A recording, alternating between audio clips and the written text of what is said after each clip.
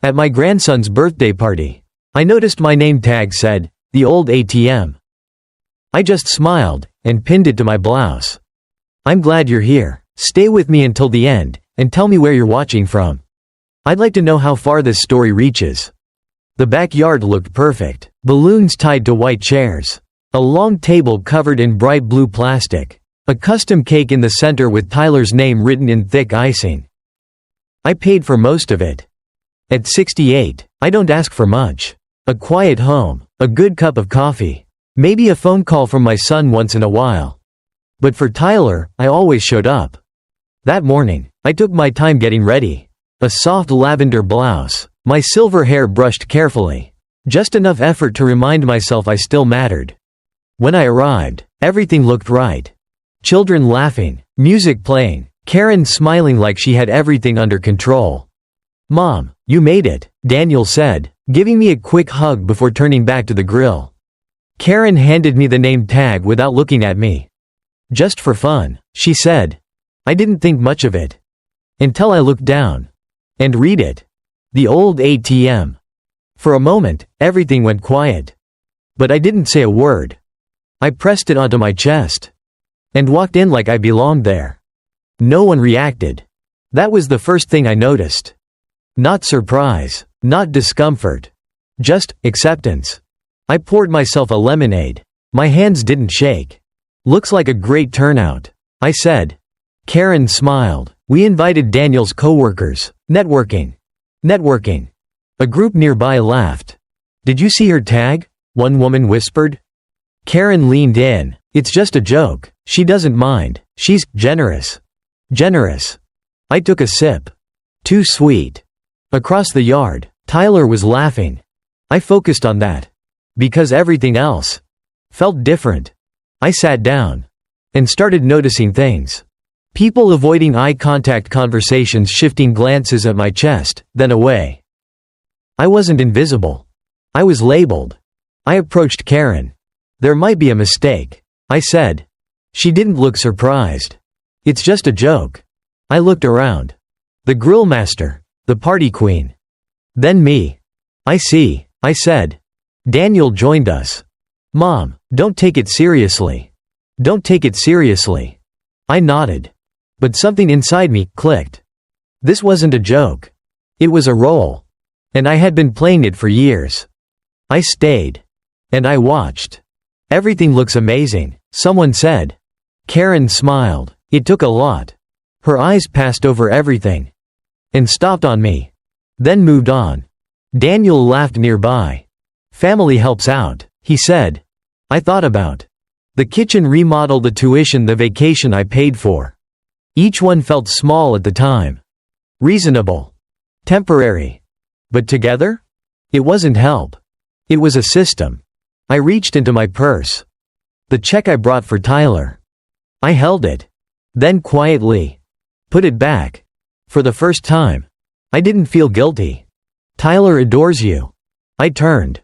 Mrs. Carter stood beside me. Her eyes moved to my tag. She didn't laugh. "That's quite a label."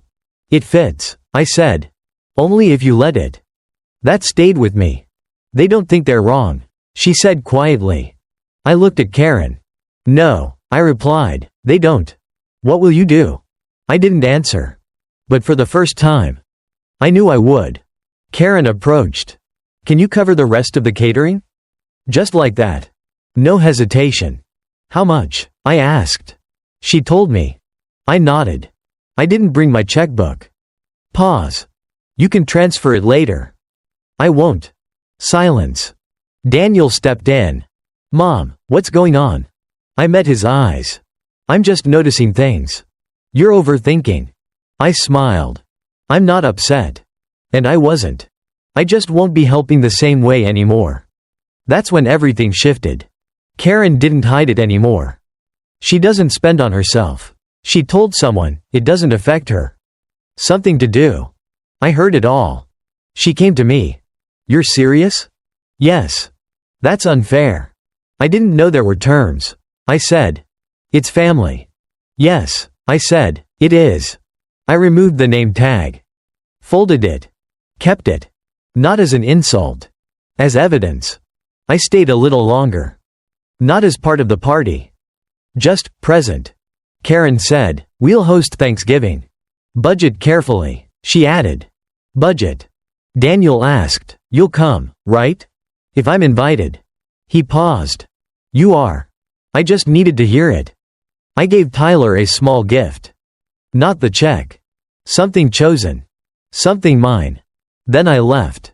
For the first time in years. Without paying for anything. I didn't decide immediately. But by the time I got home, I already knew. The house was quiet. Not empty. Peaceful. I took out the name tag. The old ATM. Not painful. Accurate. Because I allowed it. I picked up my phone. Not Daniel.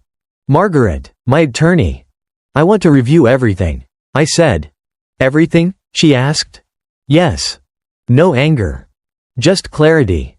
The next morning, I went to her office. We reviewed. Accounts. Property. Access. "Did something happen?" she asked. "No," I said. "I just finally paid attention." She showed me my will. Outdated. Assuming nothing would change. "Can we adjust it?" "Of course. I'd like to." We discussed conditions, limits, control. Nothing emotional. Just precise. I wasn't reacting anymore. I was getting ready. Sunday dinner. Quiet. Careful. Karen said, "We should discuss budgets." I nodded. "I agree." I placed a folder on the table. "I've reviewed everything," I said. "My accounts, my will." Daniel leaned forward. "What does that mean?" "It means things will be different." Silence. Karen asked, "What is this?"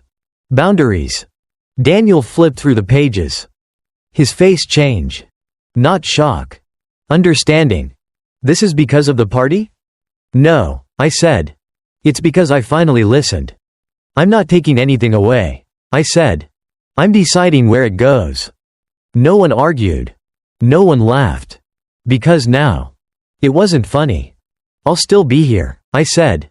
"For Tyler. For holidays." Pause. "But not like before." Later, Tyler hugged me. "Are you coming back?" "Of course." Because I wasn't leaving.